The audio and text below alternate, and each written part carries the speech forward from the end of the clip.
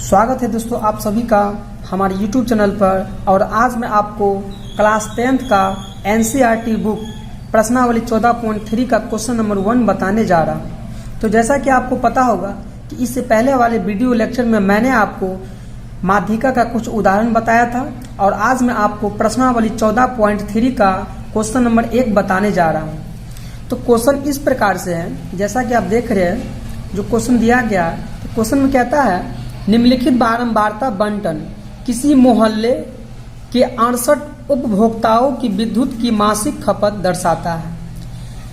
यानी कुछ उपभोक्ता दिया गया है जिसका संख्या 68 है और ये उपभोक्ता जो है वो विद्युत की मासिक यानी जो महीना में जो विद्युत खत्म करती है यानी खपत करती है उसका जो है ये आंकड़ा दर्शाया गया है। ये जो देख रहे हैं कि उपभोक्ताओं की संख्या है। आगे कहता है आंकड़ों की माध्यिका बहुलक और माध्य ज्ञात कीजिए और फिर इसका क्या करिए तुलना कीजिए। तो इस प्रश्न में हमको माध्यिका बहुलक और माध्य तीनों ज्ञात करना है और फिर उसका तुलना करना है, ठीक है। और उसके बाद इसमें यह भी कह रहा है कि जो मोहल्ले के जो है उपभोक्ताओं उसकी संख्या कितना है वो दिया है आपको 68। तो चलिए इसको हम लोग हल करते हैं। तो सबसे पहले हम लोग इसमें माध्यिका ज्ञात करेंगे। क्या ज्ञात करेंगे? माध्यिका। तो माध्यिका ज्ञात करने के लिए आपको 3 सारणी की आवश्यकता होती है। कितने सारणी की? तो वो होती है 3 सारणी की। कौन कौन? एक होता है वर्गांतराल जो हमको दिया गया है और दूसरा होता है बारंबारता वो भी दिया गया है और तीसरा होता है संचयी बारंबारता जिसको हम लोग CF से सूचित करते हैं और बारंबारता को F से, ठीक है। तो हम लोग इसमें सबसे पहले हम लोग संचयी बारंबारता ज्ञात करेंगे, उसके बाद माध्यिका ज्ञात करेंगे। तो चलिए आइए इसको हम लोग हल करते हैं। तो संचयी बारंबारता निकालने के लिए आपको इससे पहले वाले वीडियो में भी मैं बताया था कि ये निकालने के लिए जो बारंबारता में जो संख्या दी रहती है सबसे पहले ऊपर में तो सबसे पहले इसको लिखना है। तो कितना हो जाएगा? तो ये हो जाएगा 4, ठीक है। उसके बाद क्या करना है? इस 4 में जिसके नीचे वाला अंक है उसको जोड़ देना है, ठीक है। तो 4 और 5 कितना हो जाएगा? 9 हो गया। और इस 9 में फिर इस 13 को जोड़ना है। तो 9 और 13 कितना हो जाएगा? 22। उसके बाद इस 22 में 20 को जोड़ना है तो वो हो जाएगा 42 और 42 में 14 को ये हो जाएगा 56 और 56 में 8 को तो हो जाएगा 64 और 64 में 4 को कितना हो जाएगा? 68। इस प्रकार से हमारा CF निकल गया यानी संचय बारंबारता। और संचय बारंबारता कभी भी होगा तो वो बढ़ते क्रम में होगा, ठीक है। और बारंबारता जो होगा कभी छोटा कभी बड़ा इस प्रकार से होगा। अब संचय बारंबारता ज्ञात करने के बाद सबसे पहले हमको आवश्यकता होती है N। तो आप प्रश्न में देख सकते हैं, प्रश्न में आपको दिया गया है कि टोटल उपभोक्ताओं की संख्या कितना है? 68 है यानी 68 है। तो यही आपका N हो जाएगा। कहने का तात्पर्य यह हुआ कि जो आप इसको बारंबारता जो दिया गया है इसको कुल जोड़िएगा तो वो कितना आएगा? तो वो आएगा 68। इसको हम लिख दिए 68। तो N बराबर लिख दिए N बराबर और सिग्मा F, ठीक है। ये N बराबर हो गया 68 और सिग्मा F बराबर भी ये दोनों के बराबर क्योंकि हमको इसमें माध्य भी ज्ञात करना है, इसलिए N बराबर सिग्मा F और सिग्मा F बराबर 68 यानी दोनों का मान हो गया 68, सिग्मा F का भी और N का भी। और कभी भी एक बात ध्यान में रखिएगा कि जो संचय बारंबारता का जो लास्ट अंक होता है वही बारंबारता का कुल योग होता है, ठीक है। और आप इसको जोड़िएगा तो कितना पूरेगा? वो 68 पूरेगा। अब जब हमको N का मान पता चल जाता है तो हम क्या करते हैं, चूंकि N बराबर 68 है इसीलिए N/2। तो N/2 का मान कितना हो जाएगा? तो N का मान यहाँ पर रख देना कितना? 68 और बट्टे में हो जाएगा 2 और इसको डिवाइड यानी भाग करेंगे तो कितना आ जाएगा? तो आ जाएगा 34। अब हमको यहाँ पे देखना है कि माध्यिका वर्ग निकालना है। तो माध्यिका वर्ग निकालने के लिए आपको सबसे पहले इस पे ध्यान देना है जो n/2 निकला है। तो n/2 देखेंगे कि संचय बारंबारता जो दिया है वो किस में आता है। तो कितना है, n/2 का वैल्यू कितना है, 34 है। अब इस 34 को हमको देखना है संचय बारंबारता में कि ये किस में आके गिरेगा। तो यहाँ 4 है, 9 है, 22 है, 42 है। अब यहाँ पे हम देख रहे हैं कि 22 और 42 इन दोनों के बीच में कितना आएगा, 34 आएगा। जो सबसे बड़ा वाला 42 है, ये 42 है, तो इसमें 34 आएगा। तो जो इसके सामने वाला जो हो जाएगा, इस तरह से हम इसको अंडरलाइन कर देते हैं। अब इसके सामने वाला ये जो देख रहे हैं, ठीक है, ये हो जाएगा कितना, तो ये हो जाएगा f, और ये हो जाएगा आपको माध्यिका वर्ग, ठीक है। और जो मेरा संचय बारंबारता में जैसे कि n/2 ज्ञात किए हैं और n/2 का मान जिसमें आ गया यानी 42 में आ गया है संचय बारंबारता में, इसके जो ठीक ऊपर वाला होता है वो होता है CF। क्या होता है, तो वो होता है CF का वैल्यू। तो चलिए इसको हम लोग लिखेंगे। n/2 हो गया 34 और 34 के सामने वाला देख रहे हैं 34 किस में आएगा संचय बारंबारता में, तो वो 42 में आ जाएगा, ठीक है। और इसके सामने वाला कितना है, तो लिखेंगे इसको, अतः माध्यक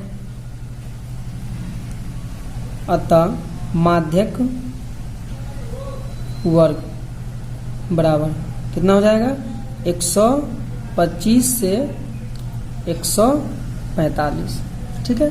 इसके सामने वाला हो गया। अब उसके बाद जब हमको माध्यक वर्ग निकल गया तो अब हम निकाल सकते हैं, इसीलिए L बराबर, तो L बराबर क्या होता है, माध्यक वर्ग के निचली सीमा। तो L का वैल्यू कितना हो गया, इसमें निचली सीमा कौन है, 125 है। क्यों, क्योंकि ये छोटा है, तो छोटा वाला क्या होता है, निचली सीमा, तो 125 हो गया। उसके बाद F, तो F कितना बताए थे आपको, तो इसके सामने वाला जो हो गया वो हो गया F, यानी जो बारंबारता होती है उसके अधिकतम मान। अधिकतम मान इसमें कितना, 20 है, तो इसलिए F बराबर हो गया 20। और CF यानी संचय बारंबारता, तो संचय बारंबारता जो दिया गया था ये है, यानी 34 इसमें आया था, इसके जस्ट ऊपर वाला लेना है। तो ऊपर वाला कितना हो गया, 22। तो CF बराबर लिखेंगे 22। और हमको H चाहिए, तो H का मतलब होता है वर्गमान। अब देखना है कि वर्ग अंतराल में कितना का अंतर है। जैसे 65 से 85, 85 से 105, इसमें कितना का अंतर है, तो इसमें 20 का अंतर है। हम लिख लेंगे H बराबर 20। अब इतना कुछ करने के बाद हम लोग माध्यिका का फॉर्मूला लगाएंगे और उस पर सभी का मान क्या कर देंगे, पुट कर देंगे। चलिए, तो माध्यिका कहिए या माध्यक कहिए, माध्यिका बराबर होता है formula L plus n/2 minus CF बट्टे में F गुने H। अब जो भी वैल्यू दिया है यानी जो भी मान दिया है उसको इस फार्मूला पे क्या करना है, पुट कर देना, क्योंकि ये माध्यिका का फार्मूला यानी सूत्र है। तो चलिए L का मान दिया 125, तो इसके स्थान पे 125 हो गया,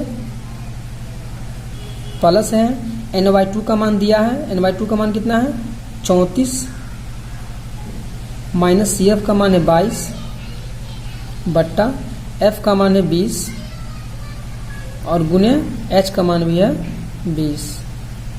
अब यहाँ पे ये गुना में है बट्टा में है, तो 20 से 20 कैंसिल हो गया, ये हो गया 125 और प्लस 34 में से 22 को क्या करना, माइनस करना, तो कितना हो जाएगा, 12 हो जाएगा। उसके बाद अब यहाँ पे दोनों जोड़ है, क्या करेंगे 125 और प्लस 12 कितना हो जाएगा 137। ये हो गया माध्यिका का मान।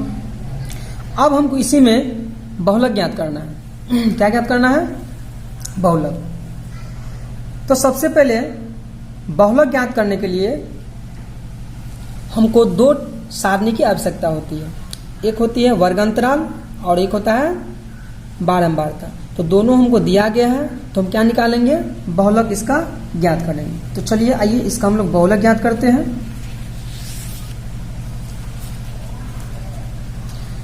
तो सबसे पहले बहुलक ज्ञात करने के लिए हमको देखना है बारंबारता में, कि बारंबारता में यह देखना है कि सबसे अधिक बारंबारता जो संख्या है बारंबारता में वो कौन है। तो इसमें सबसे अधिक कौन है, 20 है, इसीलिए इसका संगत वर्ग अंतराल यानी बहुलक वर्ग कितना हो जाएगा, 125 से 145। चलिए हम लोग बहुलक ज्ञात करते हैं। तो यहाँ पे लिखेंगे, चूंकि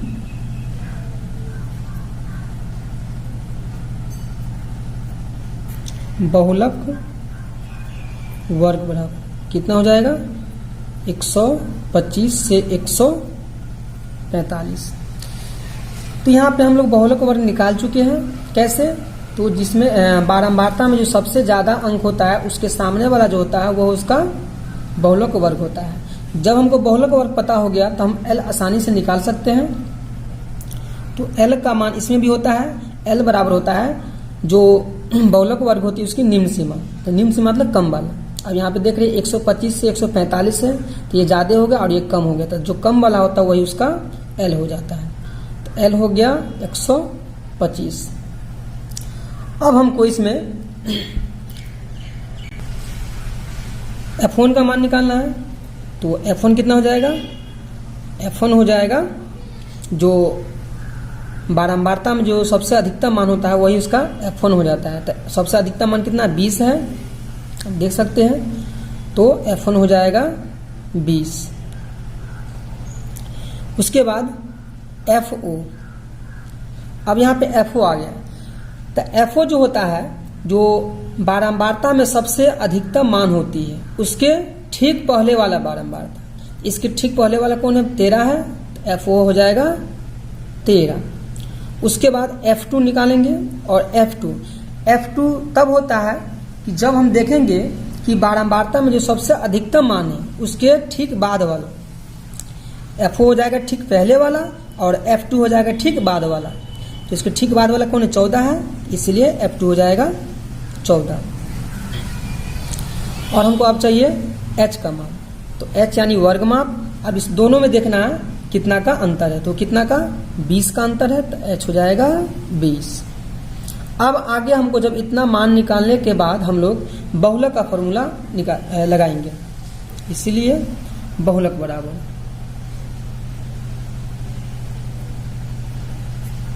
तो बहुलक बराबर होता है formula L plus F1 minus FO और बट्टे में होता है 2F1 minus FO minus FO, sorry यहाँ पे F2 हो जाएगा।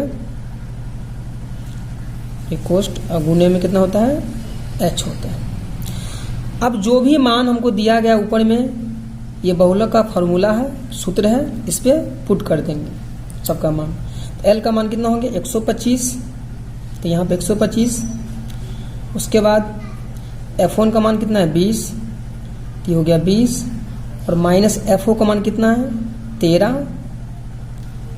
अब बट्टा दिए और बट्टा के नीचे 2F1, इस दोनों के बीच में गुना है तो 2 और गुने F1 का मान हो गया 20 माइनस FO का मान हो गया 13 और माइनस F2 का मान हो गया 14 कोष्ट और H का मान हो गया 20। अब आगे क्या करना है, इसको इसे लिखना है 125 प्लस 20 में से हमको क्या करना है, 13 माइनस करना है। तो 20 में से हमको 13 माइनस करना है तो ये हो जाएगा कितना, 0 है, 0 में से 3 नहीं जाएगा तो 10 में से 3 जाएगा 7 और 1 था, 1 से गया तो कैंसिल हो गया और बट्टे 20 दूना 40 माइनस। अब यहाँ पे आगे माइनस में 13 है और माइनस में 14 है। तो माइनस माइनस क्या होता है, प्लस होता है, तो इसलिए दोनों को जोड़ देंगे। 4 3 7 और 1 1 2, ये हो गया 20। अब आगे लिखेंगे 125 7 अब यहाँ पे देखना है 40 में से माइनस करना 27 को, तो 0 में से 7 नहीं जाएगा तो ये इससे 1 लेगा तो 10 हो जाएगा। 10 में से 7 गया 3, ये बच गया कितना 3 में से 2 गया 1 और गुने 20। अब आगे क्या करना है 125 इसको इसे लिखना है प्लस। अब यहाँ पे गुना है, अगर नीचे में कैंसिल होने वाला रहता है इसको कैंसिल कर सकते थे, चलो तो नहीं कैंसिल होगा तो इसको गुना कर देंगे। 7 दूना 14, 140 और बट्टे में 13। अब यहाँ पे 125 और प्लस 140 और बट्टे में 13 आ गया। फिर आगे लिखेंगे 125 और प्लस।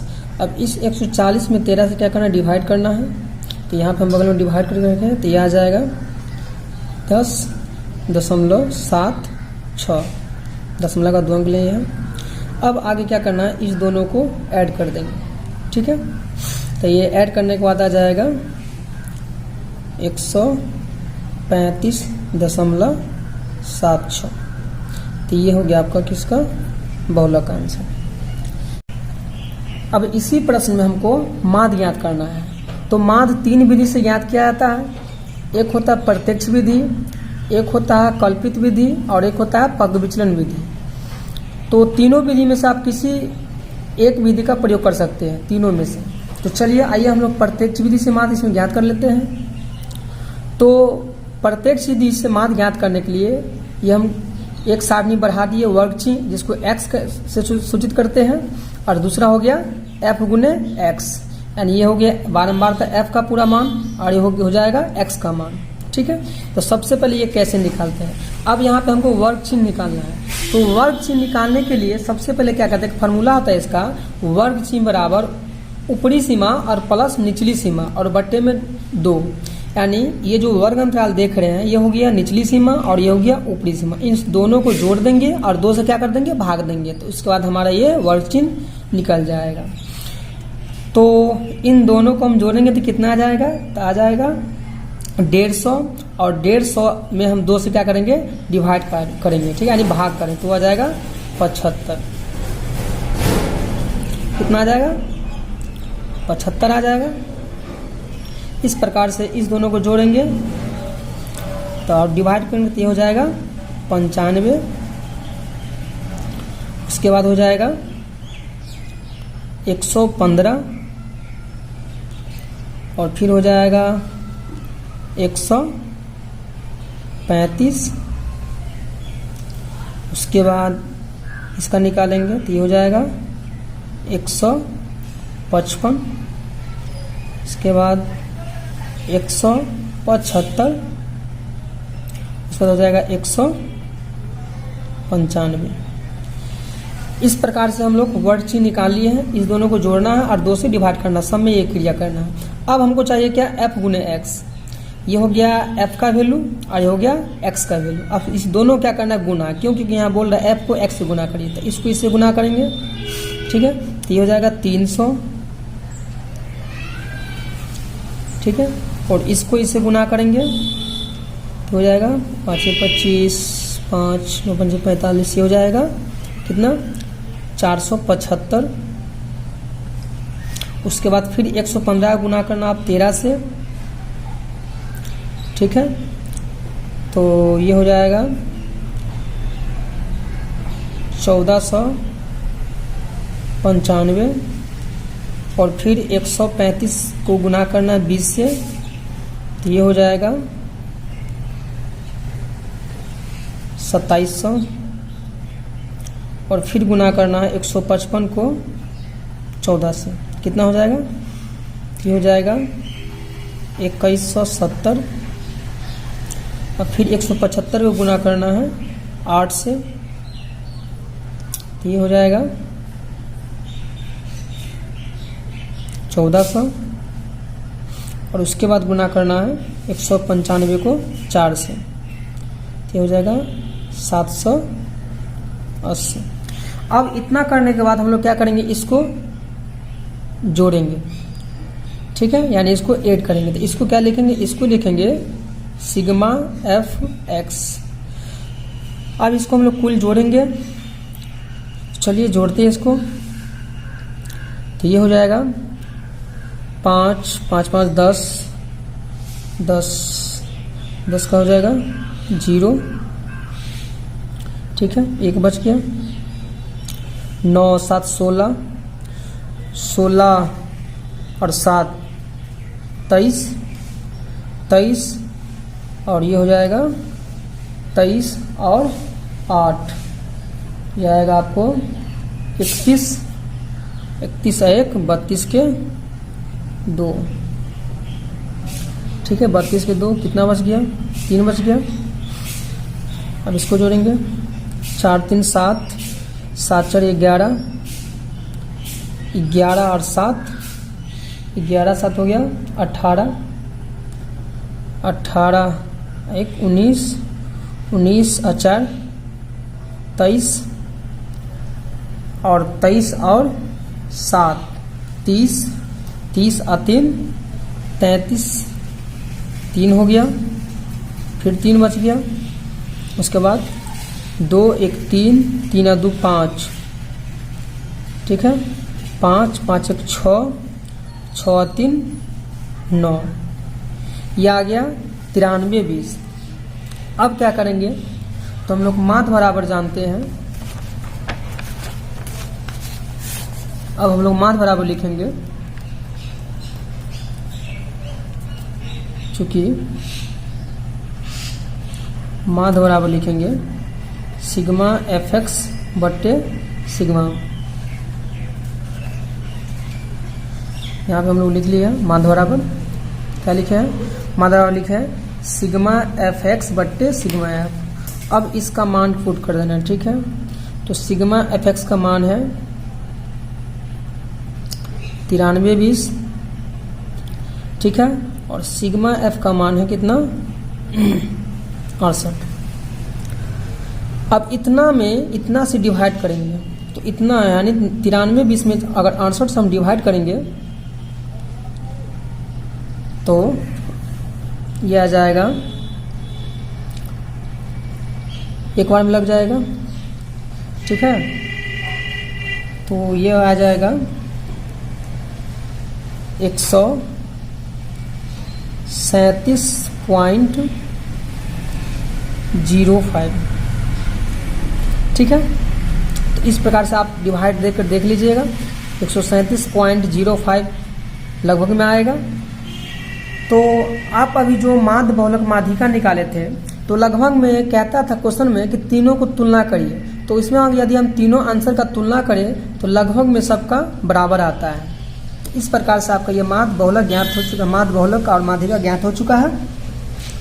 अब हम लोग अगली वीडियो में फिर मिलेंगे अगले क्वेश्चन के लिए। धन्यवाद।